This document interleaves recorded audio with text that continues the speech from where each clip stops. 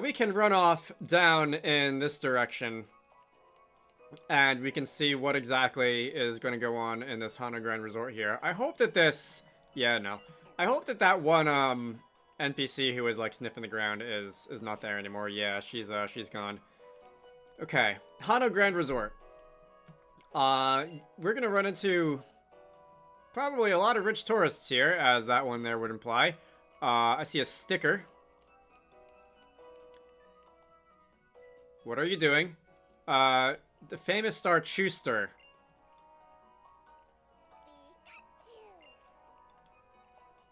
Hello? Explain yourself. I definitely thought that was a sticker. It's a Pikachu. You become a household name with the massive success of your latest film, Chuster, so the rumors are that you are here in Alola were true after all. Alright. That's gonna be some celebrity drama that I don't really feel like dealing with right now. You, reporter,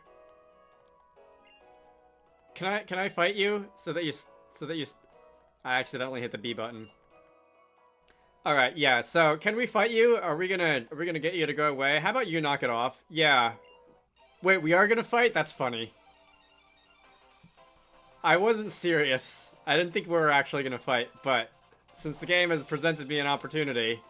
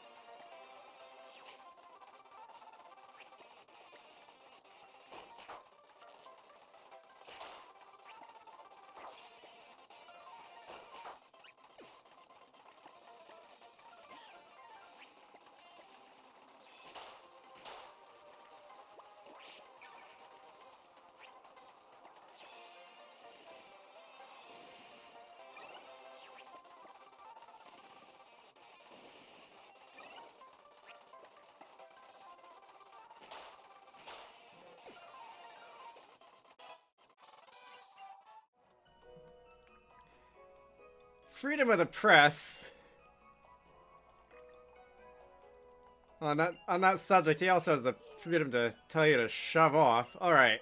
So, we're gonna go and leave you alone. I'm gonna not pretend to understand the celebrity lifestyle, but you're gonna give me the Picanium Z, which I assume is a special Z move that will, I don't know, Volt Switch it, Volt, what's the one that Pikachu learns? It's like, Volt something, Pikachu's signature move. I assume it's related to that, if you were to use that in battle. Alright. So I wasn't listening to any of that.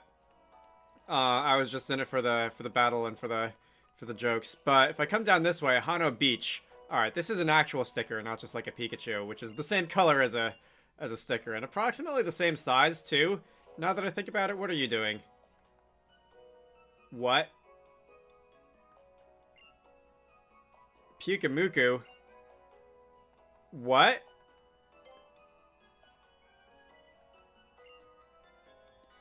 Is this what I think it is? Because what I think it is that you literally pick up the sea cucumbers and chuck them back into the ocean.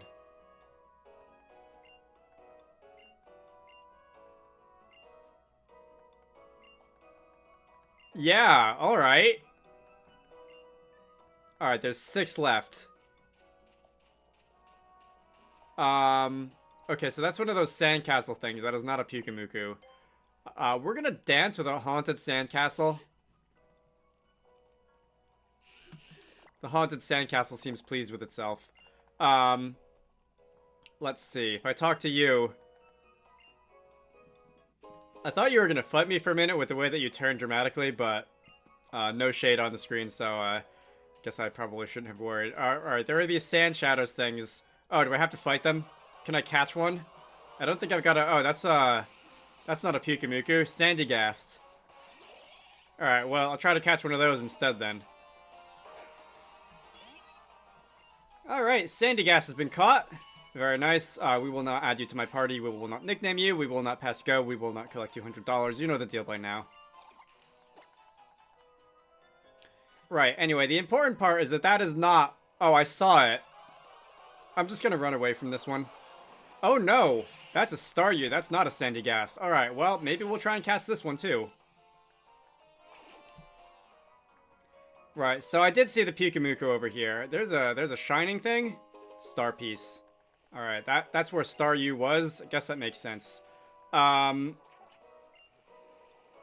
We chucked the Pikamuku back into the sea. I'm not sure what Aether Foundation would have to say about this treatment of the local sea cucumbers, but the guy did ask us to. It seems that all the things I gotta chuck are gonna be in or around the surf, rather than like farther up the beach. So we're gonna do that. That's 3. I think there are 3 more. This will be 4.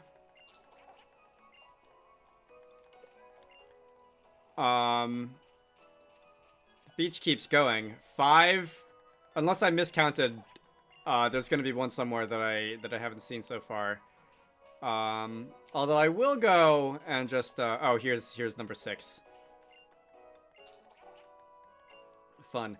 I was gonna say I'll go back and ask him and get the exact count, but I think that was all of them. All right. Yeah, they're safely back where they should be. For their own safety, largely so that they don't get stepped on, or so that somebody else doesn't come along and chuck them harder. Alright. They don't understand the appeal. Well, I like sea cucumbers. I like them for the weirdness factor. I don't mean I like eating them. I just think they're fascinating creatures. Probably would not want one for a pet, but yeah, I did that already. Probably would not want one for a pet, but like, sea life is so weird. It's been there for quite a bit longer than it has been on land, so it's had some more time to develop strange and unusual adaptations. Alright, so there's some kids here who are waving at the Pelipper. A wedding is about to start. What am I celebrating?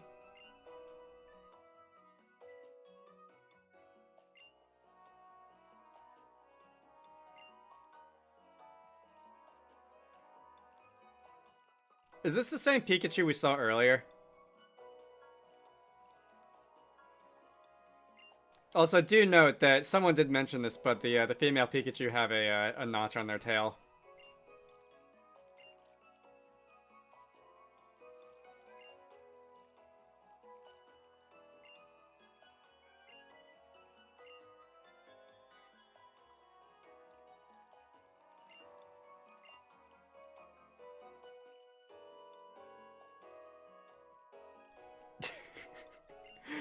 Okay. Well, you guys have had fun, I guess. You're gonna give me a rose incense for sitting through that. There was not this much just silliness in the original Sun and Moon, was there? I feel like there's a lot more of just this kind of goofy fun in this game than there were in the first games. Anyway, so you're gonna wave at Pelipper. The Pelipper is just sort of levitating there.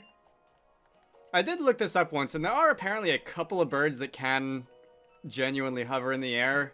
Hummingbirds, of course, I think that's the one that probably everyone knows. And there's also a couple of, I think it's like a kingfisher or a kestrel or something, one of the birds that will like dive into the water to catch fish and stuff, and they're capable of hovering, at least briefly, to basically aim to figure out what they're aiming at and that kind of thing.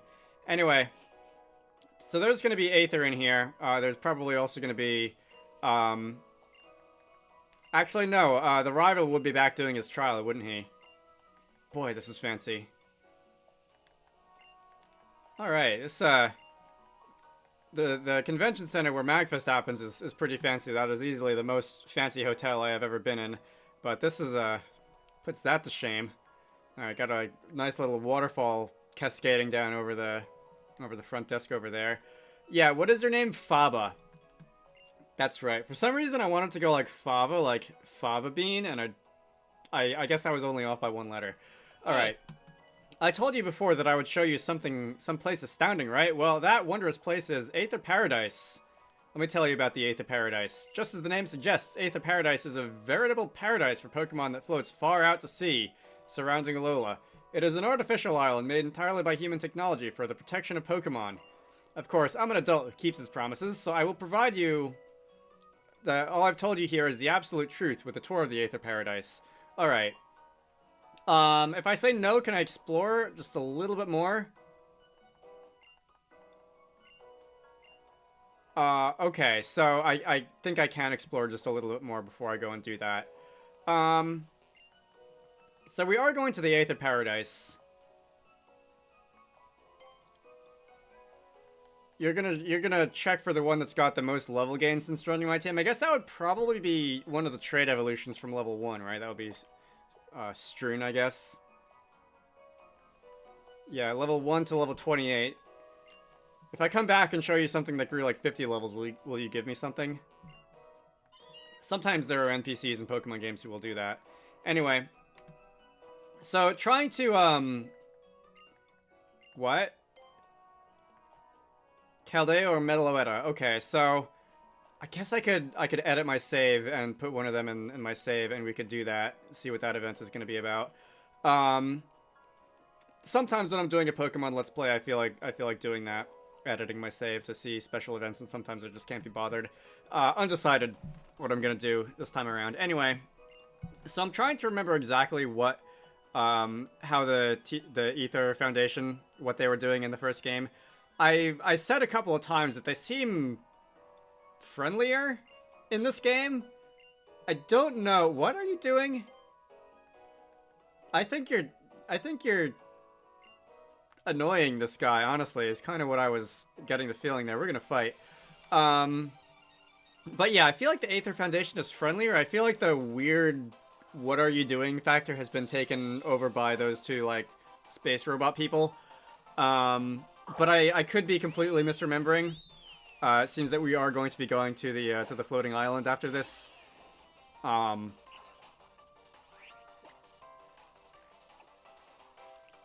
feel like this is running at like 15 frames per second all of a sudden.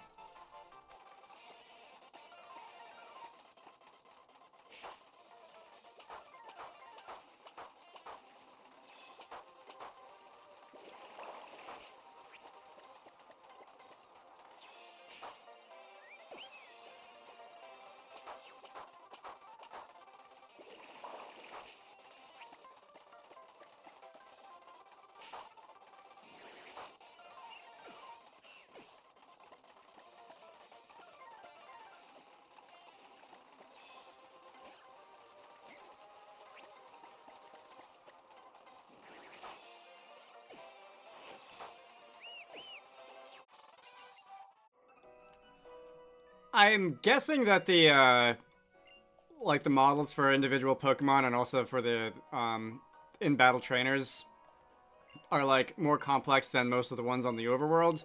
But that was, you wouldn't think that that was the most complicated of battle scenes to render. There are 4 contestants and 3 NPC trainers on the field, and you wouldn't think that, like, that alone would take the frame rate all the way down to, like, sub 20. I don't know if it was actually sub 20, but it definitely felt a lot worse than like a smooth 30. Hey. Let's see. And also, you probably couldn't really see that quite as much as I could when I sped it up, but as soon as one of the opponents went down, the performance just got, like, significantly better. I don't know if there's, like, a technical limitation, if there's, like, the original DS had a hard limit for the number of vertices you could draw in a scene, and that I think had to do with the amount of video memory that was allocated to like scene geometry. I don't know if there's a similar thing on the 3DS. I don't think there is. Hey. But it does make me wonder exactly why, like, it was so much worse in that battle than I've noticed elsewhere. So I don't know if anyone else in here is going to fight me. If they are, I should probably, like, patch myself up a little bit. I did not expect that fight against the 2 Oricorio to be quite as bad as it was. Am I going to have to fight a Crabrawler? What are you doing? Are you scared? Come on. Still too shy to fight in front of strangers. Alright. You're gonna ask me if I want to fight, aren't you? A Z-Power Ring. Alright. I am gonna go heal first. BRB. Alright, I didn't feel like going all the way back to the Pokemon Center, so I just healed with items. Yes, now I'm ready. Not, like, completely, but I do have 2 Pokemon who are, like, functionally capable of battling against, so I think this should be good enough for a Crabrawler. Crabrawler aren't great. I tried to make one work in my original Pokemon Sun Let's Play. It didn't really go very well. I think I actually ended up cutting it from the team, unfortunately. Which is a shame, because it does look kind of cool. It's a punching crab, but I wasn't really into it. You are a pure fighting type, and it doesn't look like you should be because you are bluish and you are a crab, which is a aquatic or semi-aquatic animal, but you are pure fighting, and that's one of those things that kept messing me up when I was using you, because I kept assuming you were water and you, like, weren't. Wow. You took nothing from that. You might as well be resistant to water. Oh, no. I don't like where this is going. Okay, your speed is falling, which is fine.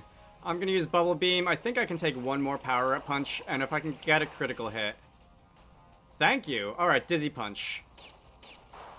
Alright, I'm gonna win this one. Unless you have Mach Punch or something, which you don't. Okay. That was a very timely critical hit. My backup plan would have been to bring in Strewn, have her use Thunder Wave, and then try and just slow you down like that. If you were going to keep using Power Up Punch, but you didn't really do that, so I didn't really have to worry. Dancer Rhonda! Alright, got 1,040 Pokédollars for winning, and you, okay. Use a Z move next time. I probably won't come back. You know, now that you mention it, it kind of does.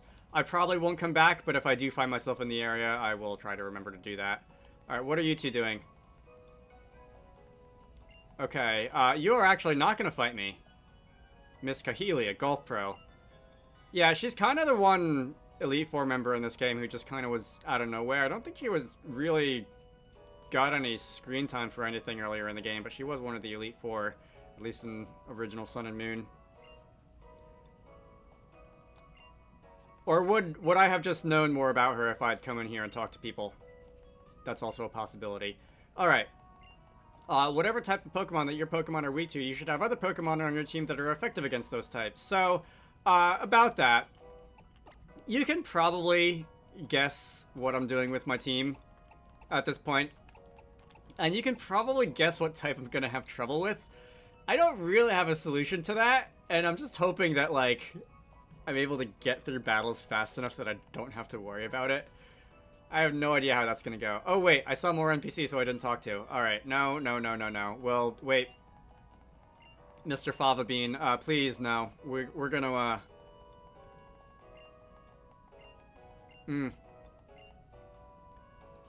Alright, more trainers. Or are you the people who are harassing the Machamp? If you don't throw common sense out the window... Okay,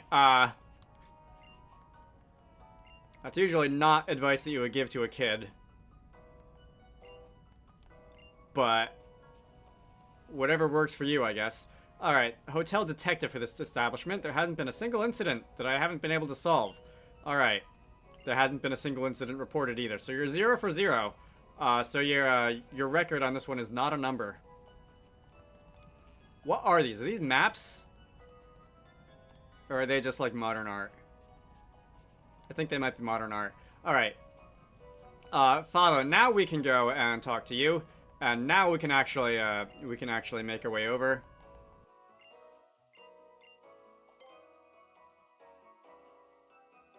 Am I gonna regret this? Should I have ended the video first? Oh, this is gonna be a long cutscene, isn't it? Alright, anyway, these two are tagging along. Listen up, you two. Your greatest opponent is always yourself. Your greatest ally is your Pokemon besides you. Alright, you coming, Professor? I've got my own business to attend to. You go see all the amazing tech at the Aether's developing and tell me about it later, yeah? Alright. Ula Ula Island. Melee Garden. Alright. We will see you there, and, please tell me that there's not going to be a long cutscene after this. Can you believe a big hunk of iron like Aether Paradise can float on the sea? And it's all because of the Pokemon holding it up. I have other ideas about how a big hunk of iron can float with... They said the same thing about, like, iron-held ships back 100 years ago, when those started being developed. But, it's, a little bit deceptive in that it's not how heavy things are, it's the, pressure and the overall density of a material that will allow it to float or sink. Because if an iron-held ship weighs, you know, many millions of tons, but it's full of air, so it's got a lot of buoyant forces holding it up, can still float if it wants to.